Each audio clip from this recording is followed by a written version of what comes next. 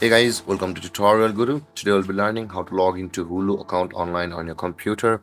And now let's dive right in. Now to log into your Hulu account online on your computer, just open up your preferred browser as I've already opened the Google Chrome and click on the search bar and type in the address hulu.com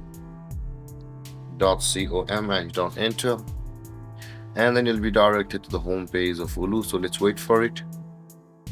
And over here guys, you can see this is the home page of Hulu. Now in order to log into your Hulu account on this interface or at the home page of Hulu, at the top right corner of the screen you can see the login button available for us over here where my mouse is currently hovering.